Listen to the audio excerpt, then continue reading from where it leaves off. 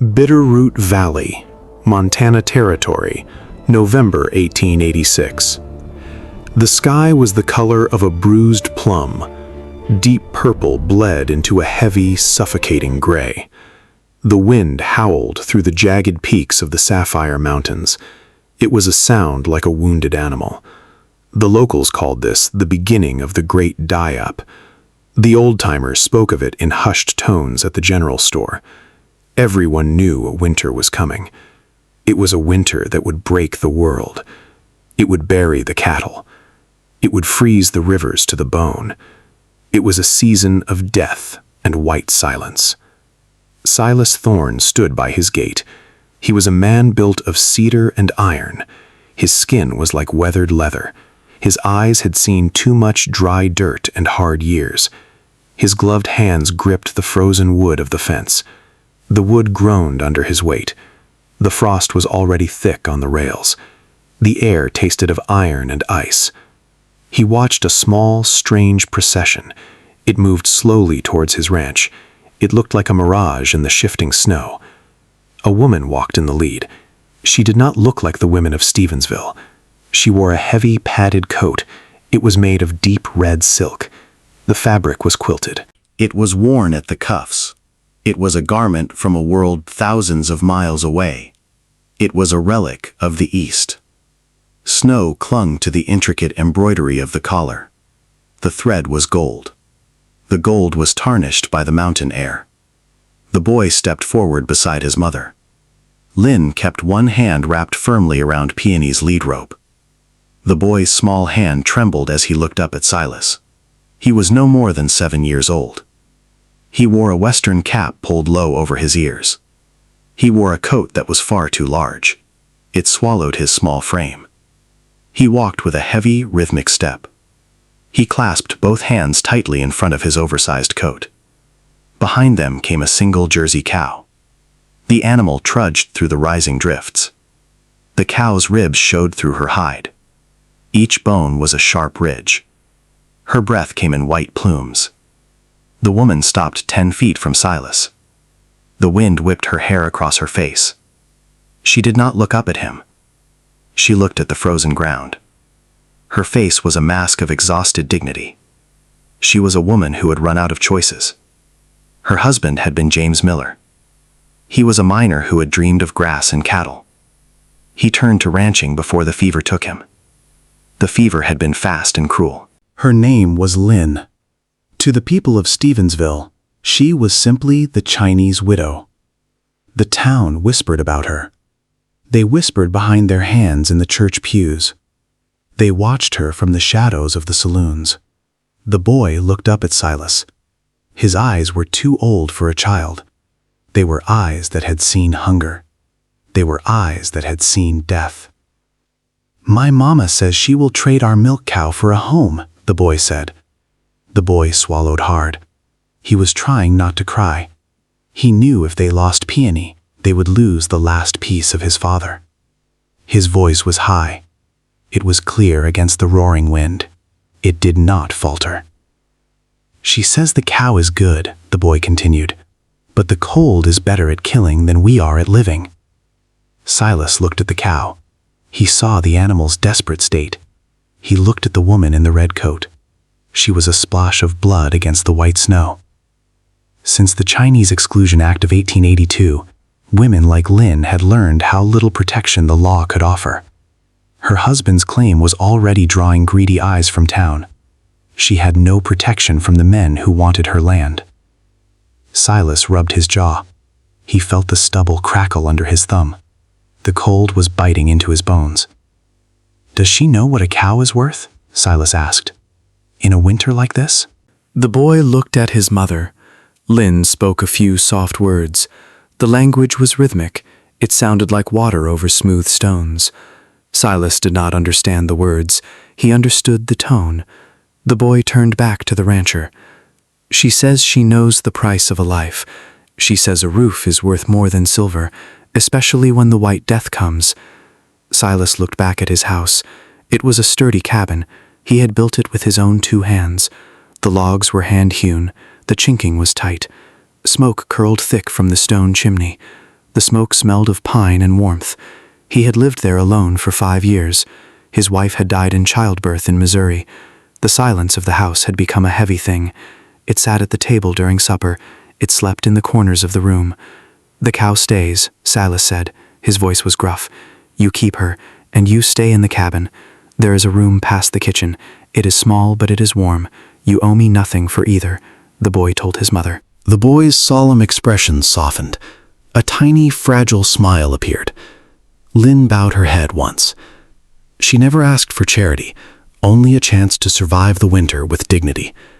It was a quick, sharp movement. It was a gesture of profound respect. They followed him into the yard. The snow began to fall harder now. It was thick and wet. It began to mask the world in white. The mountains disappeared behind a curtain of gray. Inside the barn, the air was still. It smelled of dry hay. It smelled of old leather and animal heat. Silas watched Lynn. She ran her hand over the cow's flank. Her fingers were long and thin. It was a lingering touch. It was the touch of a mother. It was the touch of someone saying goodbye. She was leaving her last friend in the world. "What is the cow's name?" Silas asked. His voice echoed in the rafters. The boy translated the question. "Peony," the boy whispered. "My father bought her when I was born. She is part of our family." Silas felt a knot tighten in his chest. He was a man of ledgers. He was a man of hard work and logic, but he saw the red coat. He saw the shaking child. He saw the way Lynn stood. Her shoulders were squared. She was carrying a burden he could only imagine. The first few weeks were a dance of ghosts. The cabin felt different with people in it. Lynn spoke very little English. She only knew a few words like wood and water. She communicated through way. She was a shadow in the house. She was a force of silent labor. She rose before the sun. The sky would still be black. She would scrub the floor. She used a heavy brush. She worked until the grain of the wood shone. She mended Silas's heavy work shirts. Her stitches were tiny. They were so fine they were invisible. Silas would come in from the frozen fields. He would find his boots cleaned of mud. He would find them drying by the fire. He would find a pot of tea waiting. The steam smelled of dried blossoms. It smelled of a garden in the middle of a blizzard. He tried to pay her for the work. He offered her silver coins from his tin box. She would not take them. She would push his hand away. She would only point to the roof. She would point to the sturdy walls. That was her payment. Safety was her currency. One evening, the wind reached a fever pitch. The wind reached 70 miles an hour. The logs of the cabin groaned. The wind searched for any crack in the wood. Silas sat by the fire. He was cleaning his Winchester rifle. The metal was cold in his hands. Lynn sat across from him. She was working on a large piece of cloth. It was a quilt. It was made of scraps. Silas recognized the fabrics. He saw pieces of blue denim. They were from her late husband's work pants. He saw strips of gray wool. They were from an old, discarded coat. And then he saw the red. There were patches of bright red silk. They were cut from the hem of her wedding garment. She moved the needle with grace. She was an artist of survival. Silas stopped his work. He watched her hands. They were small hands. The knuckles were red from the cold. They were scarred from years of labor. "Way," Silas called out. The boy was reading a book by the hearth. He was leaning into the light of the flames. "Ask your mother why she makes a quilt now. Ask her why she cuts her good coat," the boy asked. The conversation was low. Lynn smiled sadly. Her eyes remained fixed on the red silk. "She says a quilt is a map," Wei translated. "It is a map of where we have been. She says every piece is a memory. It is a memory of someone she loved. She wants to make sure the memories stay warm. She says if a memory gets cold, it dies." Silas didn't answer. The fire popped softly. For a long moment, the only sound in the room was the needle passing through cloth. Silas felt a pang of memory himself. He thought of his own mother. She had lived in a small house in Ohio. He thought of the quilts she used to make. She would air them out in the spring. They would smell of sunshine and lavender. He realized the house was different now. It didn't feel like a barracks anymore. It didn't feel like a place to just wait for death. It felt like a home. But the valley did not care about quilts. In mid-December, a man rode up to the ranch. His name was Holloway. He was a land speculator from town. He was a man who grew rich on the misfortune of others. He wore a fur-lined coat. He wore a sneer that never left his face. "Thorn!" Holloway shouted. His voice struggled against the wind. Silas stepped out onto the porch. The cold air hit him like a physical blow. His hand rested on his belt. He was near his holster. "I hear you're harboring a celestial," Holloway said, "and her brat." The man spat on the porch. The tobacco juice froze instantly. "I have guests, Holloway," Silas said. His voice was low and dangerous. "No judge in this county will protect her claim," Holloway sneered. "The town council wants her gone. I've got a claim on the Miller place now. The bank signed it over this morning. The cow will end up mine anyway." Heat rose in Silas's neck, not from the fire, from anger. "The cow is on my land," Silas said. The woman is under my protection. You are standing on my porch. You get off this ranch. Get off before I forget I'm a Christian." Holloway's eyes narrowed. "You'll regret this, Thorn. You can't fight the whole town.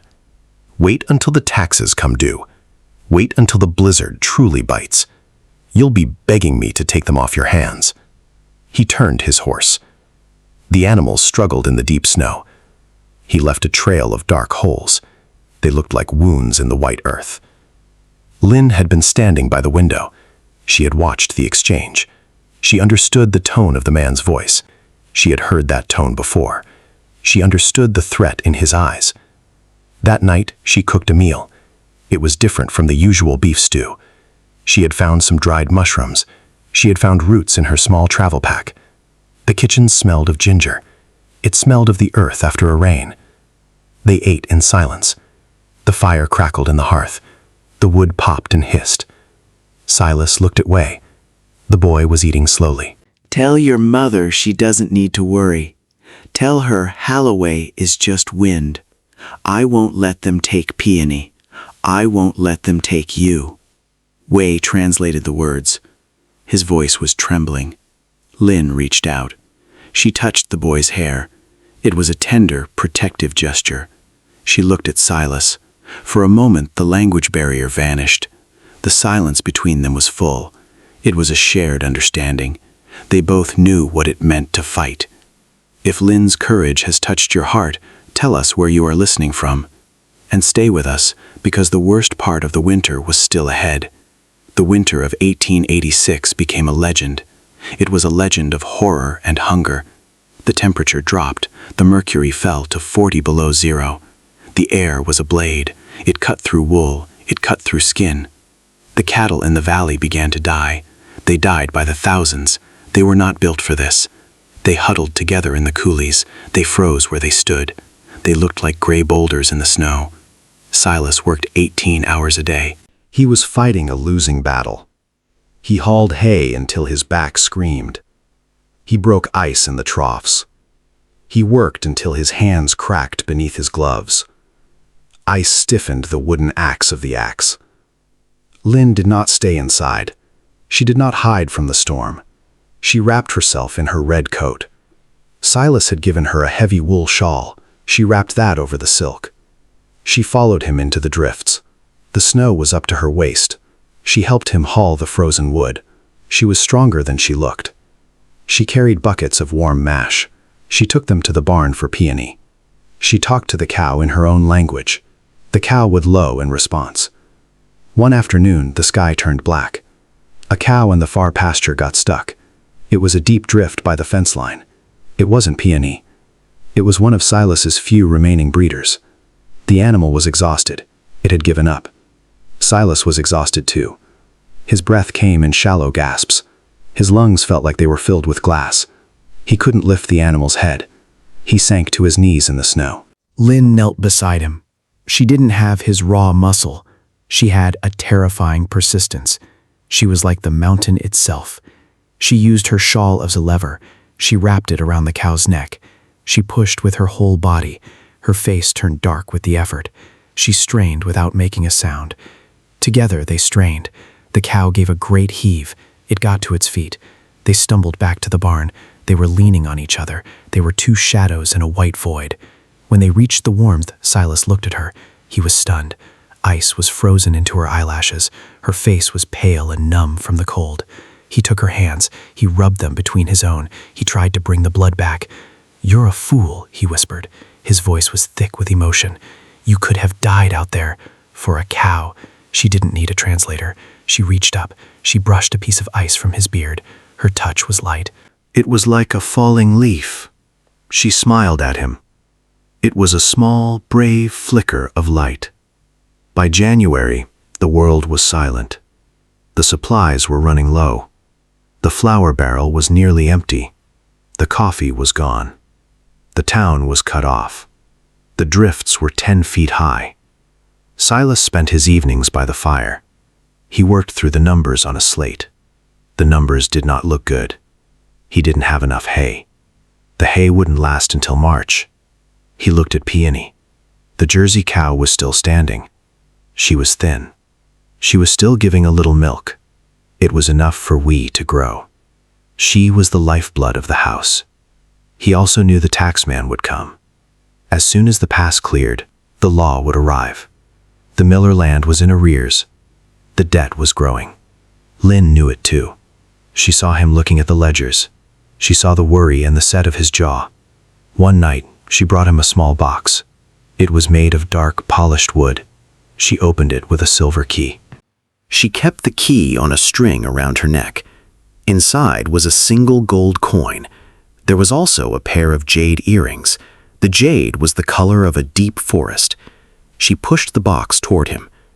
"No," Silas said. He pushed it back across the table. "I won't take your dowry, Lynn. I won't take what you have left." She spoke rapidly. Her eyes were flashing with fire. Wei came into the room. He was rubbing his sleepy eyes. "She says the gold is for the paper," Wei said. "The paper that says we can stay. The paper that makes the land ours. She says the earrings are for the cow's food. She says her husband told her one thing. He said land is the only thing that lasts. She wants to belong to the land." Silas stood up. He walked to the window. The moon was a cold white eye. It looked down at the dead valley. "Tell her to keep her gold," Silas said. "I'll carry that burden." But the way was hard to find. In February, the great die-up worsened. The wind did not stop for 20 days. Silas lost half his herd in a single night. He found them frozen together along the fence line. The silence of the dying was everywhere. He fell ill. It was a lung fever. It came on fast. One moment he was chopping wood. The next he was on the floor. For 3 days he drifted. He was in and out of consciousness. He felt the world turning gray. He felt the weight of his own loneliness. It was pulling him down into the dark. But every time he opened his eyes, she was there. Lynn was a constant presence. She was the anchor. She pressed cool cloths to his forehead. The water smelled of herbs. She fed him broth. It was made from the last of the chickens. She sang to him. Wei sat beside the bed. He held one of Silas's hands. He never let go, not even when he fell asleep. Her voice was low and melodic. The songs were about mountains. They were about rivers he would never see. They were songs of a home she had lost. He dreamed of the red coat. In his fever, the coat changed. It became a flag of fire. It was burning in the snow. He followed that red light. He followed it back to the living. When he finally broke the fever, he was weak. He was weak as a newborn kitten. He looked around the room. The fire was low. Lynn was asleep in a chair. She looked small. She looked fragile. He realized the truth then. She was the strongest person he had ever known. She had crossed a vast ocean. She had lost a husband in a strange land. She was raising a child among enemies. And yet she was here. She was saving a man who had nothing. He reached out his hand. He was too weak to touch her. He just watched her breathe. He watched the rise and fall of her shoulders. By March, the air changed. The first thaw began. The ice on the Bitterroot River cracked. It sounded like cannon fire. The roads became rivers of mud. The mud was thick and black. The tax collector arrived on a mule. The animal was bedraggled. It was Holloway again. He had returned with papers from the county office. He stood in the mud of the yard. He looked at the dead cattle. He looked at the ruin of the ranch. He smiled. "Tough winter, Thorne," Holloway said. He didn't sound sorry. "I don't think you can cover the debt. The Miller debt is too high. Your own debt is mounting." Silas walked out to meet him. His legs felt like lead. He felt the cold mud seeping into his boots. "The debt is paid," Silas said. Holloway laughed. "With what? Dead beef and broken dreams?" Lynn saw Silas pull a thick envelope from his coat. She recognized it immediately. No rancher carried that much money unless he had spent years saving it. Her heart sank. It was his life savings. It was the money for a new reaper. It was the money he had saved for 10 years. He had planned to buy the northern ridge. He had planned to expand his borders. "This covers the back taxes," Silas said. "This is for the Miller section. I want the papers that protect her claim." Holloway's face fell. The sneer vanished. "You're paying for her? You're throwing your life away? Why would you waste gold on a widow? She can't even speak the language." Silas looked at the cabin. Wei was standing on the porch. He was holding his mother's hand. Lynn was wearing her red coat. The color was vivid. It was a defiance against the brown mud. It was a defiance against the gray sky. "She understands this land better than you ever will," Silas said. "She knows about sacrifice. She knows about staying. She stays when everyone else runs. Now, sign the receipt. Sign it and get off my ranch." Holloway signed the papers. His hand was trembling with rage. He rode away. Silas walked back to the porch. He felt the weight of the years. He held out the receipt to Lynn. Wei looked at the paper. His eyes went wide. "Mama," he whispered, "we can stay. Nobody can take the ranch away now." Lynn looked at Silas. She looked at the paper. She looked at the man. He had given up his future for hers. She did something she had never done. She stepped forward. She pressed her forehead against his chest. She didn't cry. She was beyond tears. She just held on. Silas put her arms around her. He felt the quilted silk. He felt the steady beat of her heart. It was a strong heart. "I gave you both for free," Silas whispered. The roof and the cow were just the beginning. Wei looked up at them. The sun was breaking through the clouds. "Mama says it wasn't free," the boy translated. "She says you gave us a life, and she says a life must be repaid. It must be repaid with a life." The spring came with a vengeance. The valley turned green. It was a brilliant, shouting green. The Bitterroot rain shed its white skin. The water ran loud in the creeks. Peony, the Jersey cow, grew fat. She ate the new grass with hunger. She gave more milk than they could drink. Lynn began to make butter. She molded it into the shape of flowers. She sold the butter in town. At first, the people turned their backs, but you cannot ignore quality. You cannot ignore butter that tastes like summer. Slowly, the whispers changed. The malice faded into curiosity. They began to call her the Lady in Red. They saw her riding in the wagon. She sat beside Silas. They saw the way he looked at her. He looked at her like she was the sun. One Sunday in May, Silas dressed up. He took out his best suit. He brushed the dust from his hat. He went into the kitchen. Lynn was sewing. She was finishing the quilt. It was a masterpiece. It was a story of memory and hope. The center was a large square. It was the perfect red silk from her coat. Silas knelt beside her. He didn't have a gold ring. He didn't have a fancy speech. He took her hand. He felt the needle-pricked fingers. "Lynn," he said, "I don't want you to be a guest. "I don't want to be your landlord." He looked at Wei in the doorway. "Tell her I want to be a father. Tell her I want to be a husband." Wei couldn't speak for several seconds. He wiped his eyes first. Then he smiled. Only then did he translate the words. Lynn looked at the quilt. She looked at the red silk. It had traveled across the world. She looked at the man. He had kept the wind away. She picked up the needle. She made one final stitch. She looked at Silas.